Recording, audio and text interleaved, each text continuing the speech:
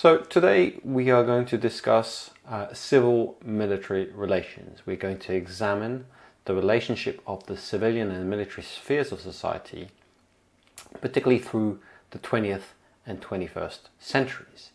Along the way, we'll ask questions such as, what is militarism? And how militarized are our contemporary societies? We discussed the rise of the nation state last week, and evidently one of the features of the modern nation state has been the increasingly common requirement for all men of fighting age to serve in the armed forces. To be a national citizen was commonly understood as involving a duty to defend the national community. Certainly that's something that becomes strongly established from the French Revolution onwards. This figure of the citizen soldier, however, can be traced back much further to the ancient world and early republican thinking. In these ancient Greek societies, be them the Spartans or the Athenians, for instance, what was commonly believed was that individuals would become republican citizens only as they engaged together in civic and martial practices. So there's a sense that to be a citizen was to be both active in the civilian and in the military sphere. In doing so, the citizen would manifest feelings of patriotism, fraternity, and civic virtue. So the military service was itself one of the necessary conditions to cultivate the values necessary to be a good citizen. From this emergent notion as well that free men fight better, that soldiers who are fighting for their own citizenry rights are liable to be more committed to the cause than they would otherwise be, something that was reflected later on in the French Revolutionary episode, where the ability to conscript or to apply levée en masse was one of the great assets of the French military. Returning to our classic examples, it's notable that in Athens and Sparta, full citizenship was only granted to adult males upon completion of military training. So first of all, of course, this meant this excluded any woman from the status of citizen.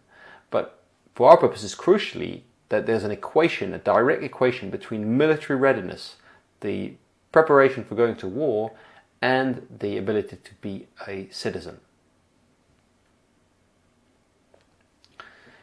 This is a key set of ideas within this ancient republicanism, and a subsequent republican tradition revived this in modern Europe. We find this in the writings of Machiavelli or Jean-Jacques Rousseau in France. This idea that citizenry must involve not only civic duties, but a willingness to fight for the collective. The founding father of the United States, Thomas Jefferson, subscribed to this credo when he says that every citizen should be a soldier. This was the case with the Greeks and the Romans and must be that of every free state. So there's a very conscious callback to this old republican tradition within the republicans of the 18th and 19th centuries. Another aspect has also played a role in this equation of the citizen soldier, which is the idea that military service itself, whether it's in training or in war, serves as a socializing device to forge greater national unity and solidarity. The bringing of individuals from across different regions or classes together within a single army could serve to foster national sentiment that would cut across regional and socioeconomic divides. This demand of the state on the citizen soldier would become ever greater with the intensification of war and imperial rivalry that took place from the late 19th century through to the first half of the 20th century. With the world wars, armed conflicts reached unprecedented scale, with entire nations brought into the arms. If, for instance, we looked at the armies of the First World War, armies composed of both volunteers and conscripts, the figures are quite astounding. Germany put 13 million men into its armed forces, Russia 12 million, the UK and France almost 9 million each. In total, almost 70 million men served in the First World War, and this in turn would be dwarfed by the Second World War, in which close to 700 million men served. In this context, we can understand why Martin Shaw would speak of a militarization of European societies, that European societies traversed a period where most men, if not all men of fighting age, were expected to be brought into the military to engage in large-scale conflict. This in turn leads us to a consideration of the term militarism, which is not exactly the same thing as militarization per se. Militarism has more of an ideological component. The eminent historian Michael Howard defines militarism as follows: an acceptance of the values of the military subculture as the dominant values of society, a stress on hierarchy and subordination in organization, on physical courage and self-sacrifice in personal behavior, on the need for heroic leadership in situations of extreme stress, all based on an acceptance of the inevitability of armed conflict within the state system and the consequent need to develop the qualities necessary to conduct it.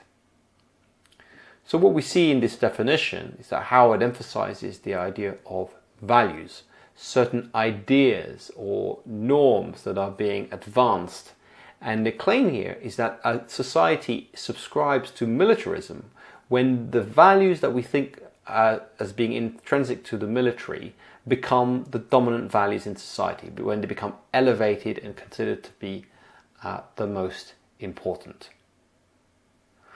Now, such values, as are described here, courage, self-sacrifice, hierarchy, and so on, are ones that were typically held within European societies, also beyond, held by aristocracy. Very often these values overlap with the concept of nobility. So these was quite an exclusive set of values, the values on the basis of which the aristocratic elite justified its political and social dominance. But what we see in the modern period is that these values become, so to speak, democratized, which is to say that in the context of modern mass politics, increasingly the idea is that these values that were subscribed for primarily in the first place by an aristocratic elite must become the values of the society as a whole. This becomes most obvious, of course, in the context of fascist societies that tend to adopt the military as a model for the entire society. Hence, we find Benito Mussolini explaining that the function of a citizen and a soldier are inseparable. What's striking here is that the definition that Mussolini, or the statement that Mussolini makes, is not in a sense very different from the Republican tradition. It's an extension of the Republican tradition's logic, but it has a very different context in the modern period, where these values become, in the fascist model, the sole model for all social forms of organization, even while fascist regimes in turn had kept the military institution at a distance, but certainly adopted some of its values.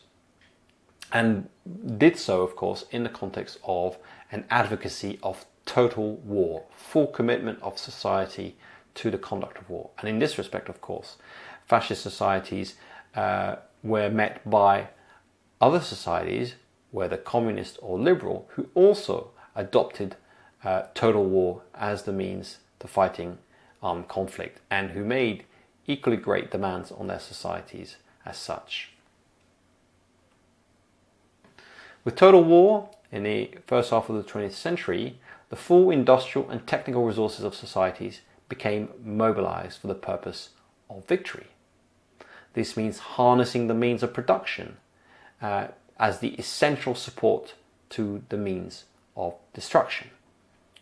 Hence, we are informed by these propaganda posters of the time that the factory is where the attack begins. That in order to build the weapons of war, to support the military effort, you need an industrial infrastructure that is directed towards a war economy and support of the armed forces.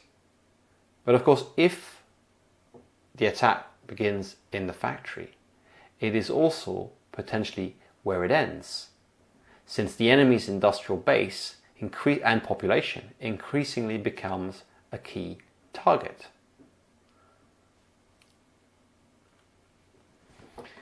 In this context, we see the emergence of a notion of the home front, in which the war effort becomes as much that of the civilians as that of the soldiers.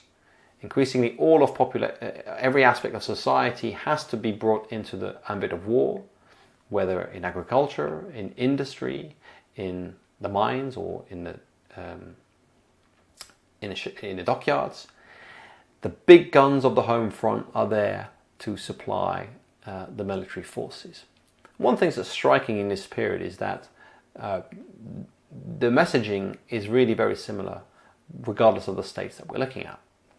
These posters are ones that are presented to British and American audiences. The next are found in respectively Nazi Germany and Soviet Russia. The German poster says, "You are the front." The Soviet poster says, "Everyone to the front." The similarity in imagery and language of all the belligerents is striking, regardless of the differences in their political systems and ideologies. Now, it's important to note that the state's need to mobilize its entire society simultaneously impelled it to pay greater attention to popular demands. Mass conscription and war production had, as a result, the effect of empowering the working class and strengthening its relative bargaining position. There was constant fear within the participants in the First and the Second World War that industrial disputes, strike movements in key industries could bring down the war effort, and to some extent the fomenting of such movements was one of the goals of the enemy.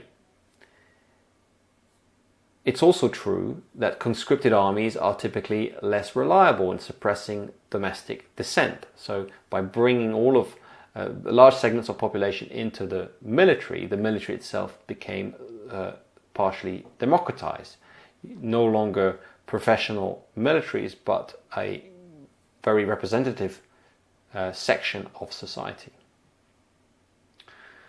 Finally, total war seemingly spurred social and political reform. The First World War produced the slogan of "Homes fit for heroes." The Second World War was followed by the foundation of the NHS.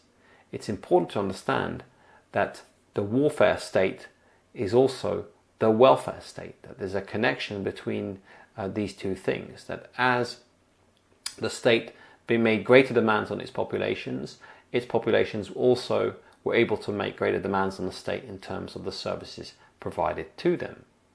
But it's also true, we can look at it in a different way, that when the state has to call on its entire populations to fight wars, it also has a direct interest in the general health of these populations.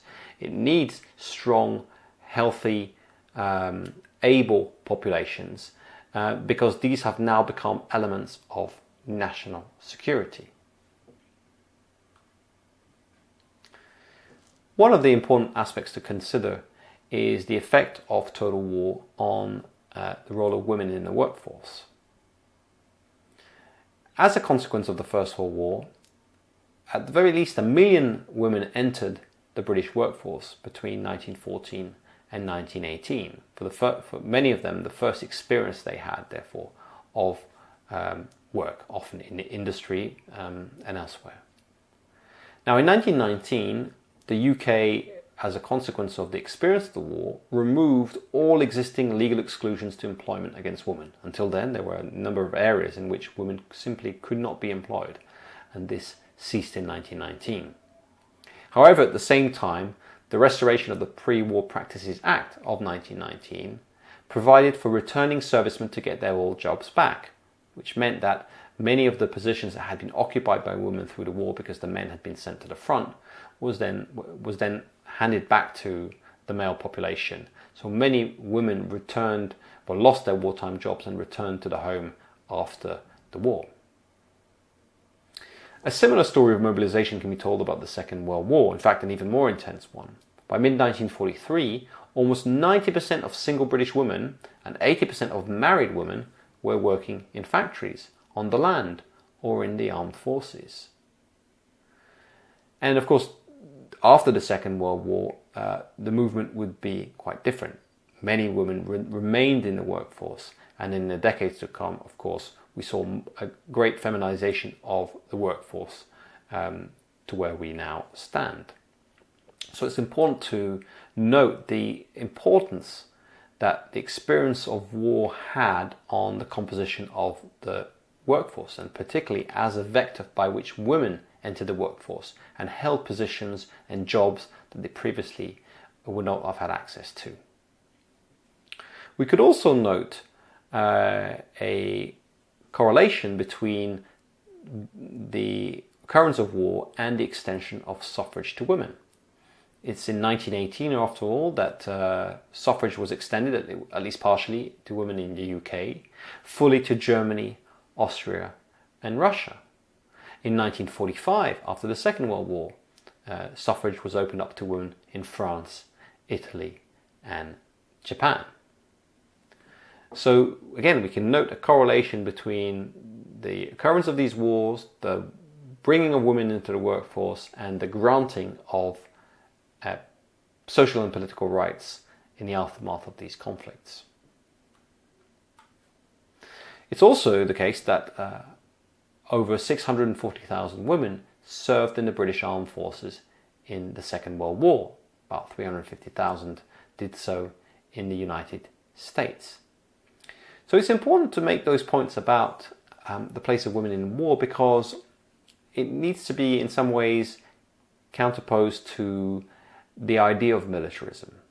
Because in one sense, militarism is typically thought to embody patriarchal, masculinist values, and for quite obvious reasons. The militarism tends to be oriented around values that are thought to be the preserve of men. But it's also the case that the social flux of war is so unsettling that it can also be the occasion for the redefinition of gender roles. So while the first half of the 20th century could be seen as an era of militarism, in which the state and the society was turned intensely to the production of war, it was also an era in which rapid social change took place that lay the groundwork for the feminist movements that followed in the second half of the 20th century, and simply sociologically had as an effect a great leveling, a great extension of civic rights and of access to the workforce. A similar story can be told about minorities. Around 1 million African Americans served in the US Armed Forces during the Second World War, but throughout this period, the majority of African Americans were nonetheless restricted to non-combat roles, and they were strictly segregated regiments until 1948. But still, note that the end of segregation in army regiments occurred after the Second World War, and did so quite a while before segregation ended everywhere else in the United States, which of course continued until the civil rights movements of the 1960s. The military has also, I think, shown itself to be an institution with significant social mobility for ethnic minorities. Within the US Army, about 23% of Army soldiers are African American. At the level of the officer class, it's 13%, which compares with the average or the share of the African American population in the US population, which is about 13%. So what we see in the US Army is that at the level of, at the officer class, that's to say at the managerial level in a sense, African Americans are represented in equal proportion to their weight within American society. It's dubious, debatable, and unlikely that this is the case in any other sector of American society. I'll note in passage that the US Army does better in this regard than other branches, such as the Air Force or the Navy, where the proportion is normally smaller. But overall, 40% of active duty personnel in the US military are from ethnic minorities. So there's a big space given to ethnic minorities within the American military. And of course there are particular figures that we could point to that are perhaps representative of this inclusion. Colin Powell was made the first chairman of the Joint Chiefs of Staff in 1989, who was as an African American, and this position is the highest ranking role in the US military. And Powell, of course, went on to be seen throughout the 1990s as a very strong potential presidential candidate, long before anyone had heard of Barack Obama, and eventually Secretary of State between 2001 and 2005. So again, the military has been an institution that over time has been, in a sense, more progressive in terms of race relations than the wider society. Certainly an institution in which, on the basis of certain meritocratic principles, there have been opportunities for progression that might not necessarily be available or so readily available in other segments of society.